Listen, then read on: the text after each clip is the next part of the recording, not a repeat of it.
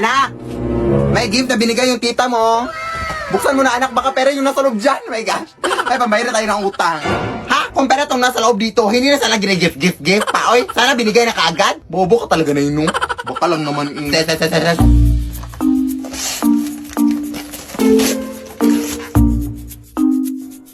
Hala, Barbie, yung nasa loob na eh. Ano ba naman to? Eh, hindi naman ako bata. Oy, anong gagawin ko dito na eh? Oy. Oh! Apakarimador, oh. Magpasalamat ka lang kaya kasi binilihan ka kahit papano. Ibenta mo na lang yan kung gusto mo ng pera. Ano ka ba? Ibebenta ko na lang to, Nay, no? Sige na, anak. Doon lang muna ako sa kusina, ha? Marami pa akong hugasin.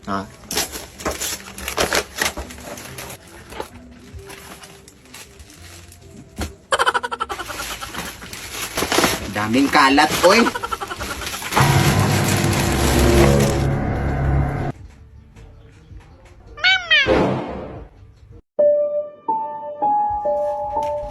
Paano to tumutunog? Parang wala namang speaker nakalagay. Mama.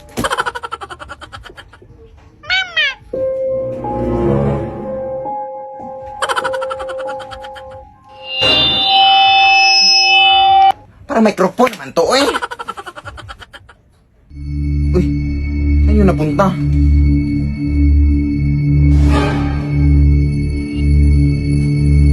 Paano ka nakapunta dyan?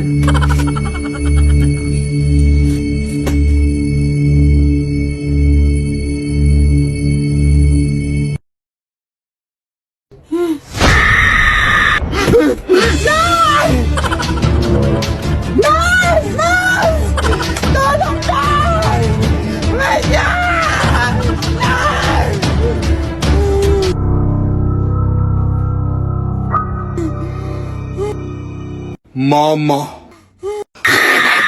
Lead me, Lord. Anak! Pakiligpit nga tong bagong picture frame natin, ha? Saan mo ito nabili na eh? At sino itong nasa picture? Yan yung kapitbahay natin sa Aling Rusing, anak. Yung namatay nung nakarang linggo. Kinuha kong picture frame na yan sa lamay niya. Kasi kaya naman di ba walang makakinabang. Ilibing na kasi siya kanina pa. Nakakatakot pala ito na! Bakit mo naman kinuha na? Parang bastos-bastos naman, no? Ha? Ano bastos? Katong bastos o kasi ang uwi-uwi mo sa mga binibigay ng nanay mo. At kung natatakot ka, palitan mo ng picture mo. Ang dami mo talagang kauihan dyan. Bahala ka dyan, Nay. Lalagay ko na lang to dito, ha.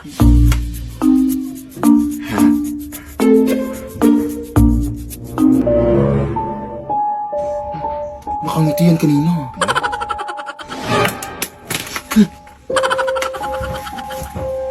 Nasaan yung litrato dito? Nay! Saan ba yun? Te? Paano ka nakapasok dito, te? Alam mo, Ferdinand! Hindi pa ako yung nagkuha sa picture frame, te. Yung nanay ko po! Ayun na ba yung picture frame, te? Ayaw ka! Lead me, Lord. Ano ba yung ingay dito, oy? Anak? Anak! Lead me by the hand and Nay! Maliligo lang ako, Nay, ha? Ha? Akala ko ba nireregla ka, anak? Tapos na uy, last month pa? Ikaw lang talaga yung nireregla, anak, na mukha nang naminupos. Sige, na. Pero wag ka lang masyadong pumunta doon sa malalim, anak, ha? Di pa naman na marunong lumangoy. Oo. Bantayan mo ko, ha? Baka maano ako sa dagat. Di pa naman ako makahinga sa ilalim ng tubig. Natural! Wala ka namang hasang sa liig. Ano bang akala mo? Puro mga libag lang namang niya sa liig mo. Sige na, Nay. Ganda dito.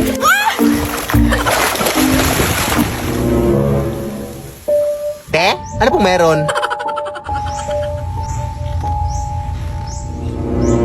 Ha? Sino bang kausap niyan? Kung nag-a-audit po itong anak mo, ha? Te? Aray! Saan yun? Adik ata yun. Halat niya, hindi na yun ang tubig dito, ha? Baka nawa ka, may tubig doon. Adik talaga? Baka swimming na nga.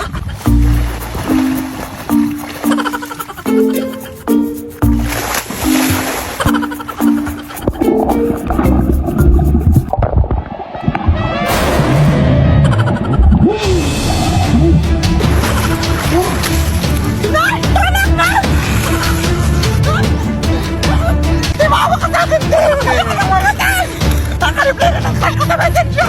Madami pang mangyayari, te. Maawa ka. Nababaliw na ata to.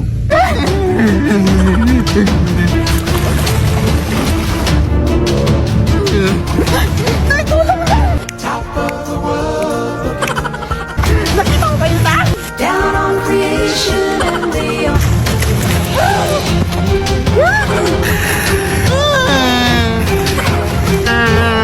the explanation I can't is the love that I've found ever since you've been around. Your love's put me Sino ba yung kasama niya?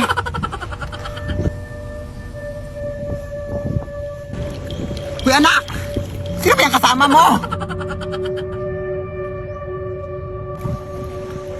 Ha?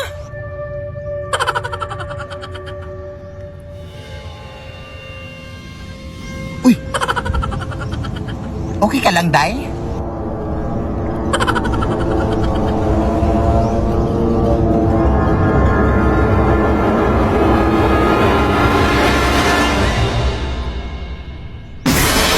Lead me, Lord. Lead me by the hand and Anak!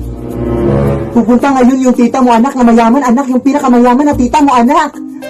Oo, tapos ano, magpakaawa ka sa kanya, anak, ha, dahil wala na tayong pagkain dun sa ref natin. Ay, meron pa naman, pero maliit na yung pagkain natin, anak. Magpakaawa ka, anak, para bibigyan tayo ng pera, anak, mga 20,000 or ganun, ha. Hala, sige na, go!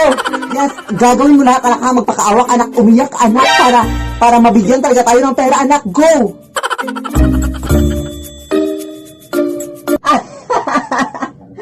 Hoy! Ano sinasabi mo, anak? Hay, naku, ikaw talaga, no? Kahit ano yung mga pinagagawa mo sa anak mo, no? Nakakahiya ka.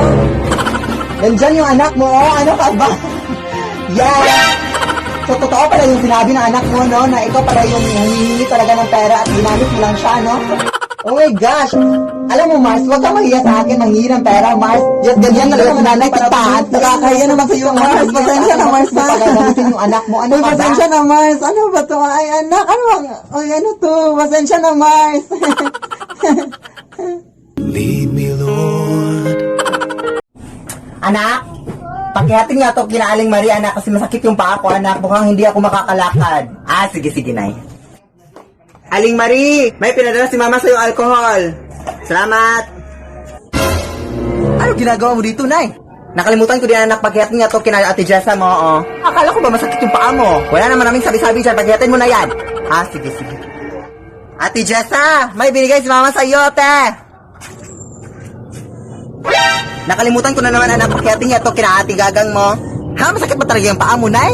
Ikaw na lang kayo maghatid nito, Day. Ay, dali mo reklamo, ah. Masakit nga itong paa ko. Ikaw bata ka. Ah, sige. Ate Gagang, may binigay na ganito si Mama sa'yo, te. Salamat. Oh my gosh, baka nandito na naman si nanay. Nakakatakot na, te. Wow! Wala si nanay.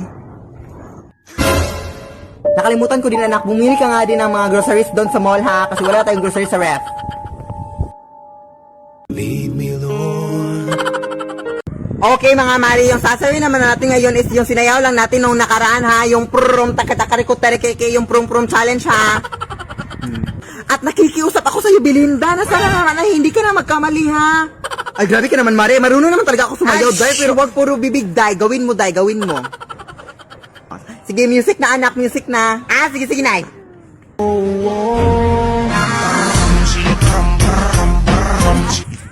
Buti naman, Tita Belinda, at nagawa mo na at hindi ka na nagkamali. Yay! Ah, grabe ka naman maka-judge, Day. Hindi ko na nga ginudge yung buhok mo na parang wig. Ha? Wala kang karapatan para pagsabihan niya ang anak ko na ganyan, ha? Hindi mo alam kung gaano kahirap niya na pinataas niya ang buhok niya. Kailangan ko pa bang alamin? Hay! Sino yan? Ah, wala la, Day. Baliw namin nakatulong, Day. Huwag kayong maniwala dyan, Day. Edited lang yan silang lahat, Day. Pagkaisa lang yung pagkatao nila, Day. Huwag kayong maniwala. Umuwi ka nga. Oh, balik tayo. Wala kang karapatan, ha, para pagsabihan siya. Ha, may karapatan ako. Wala kang karapatan. May karapatan ako para kumain. Anong connect dun? Alam mo, inis na talaga ako kasi.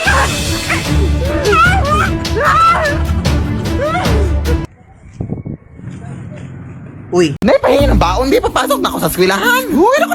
Kumakahingi ng baon, parang may utang ako sa'yo. Bilisan mo na, Nay, malilit na ako. Alam mo ba, nak, kami dati wala kaming baon. Bakit ko dun? Dati, nung nag-aaral pa ang nanay, ang ulam ko bago pumasok sa eskwelahan ay asin. Tapos, pahirapan pa kami dati papunta sa eskwelahan kasi dadaan pa kami sa maraming ilog na may mga crocodiles.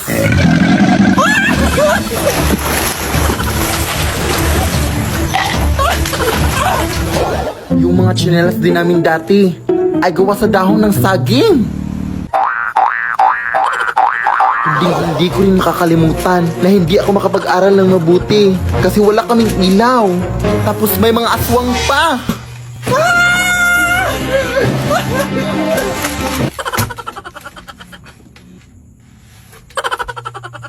Kaya ikaw, anak. Nay! Ha? Nay! Huh? Nay! Di ka pa patapos dyan? Gabi na, oh! Baon lang hinihingi eh. Ang dami mo nang nasabi. Matutulog na lang ako, oy. Uy. Hello! Matutulog na sana ako ngayong gabi, guys. Tingnan yung mama ko, natulog na. Pero, tingnan niyo to. I'm sure kilala niyo to sila, si Mama Lulu and si Kuya Oli, no? Yung si Ichap! Ganon. Pinalubak nila ako sa Instagram, guys. At in-IG story pa nila ako na ito yung IG story nila. Basahin niyo. Wala lang, I'm just so happy, no? Kasi, oh my gosh, napasigaw talaga ako ng Ejat, ganon. Hoy, anak, ang bastos mo talaga, ha? Nakikita mo, natutulog ka ng tao, oh. Ayan, nagising na si mama, no? So, goodbye na. Ejot ka talaga, ha? Ejot ka din. Mas ejot ka. Mas ejot ka. Pinaka-ejot kaya nga, iniwan ka ng tatay kasi ejot ka, ejot.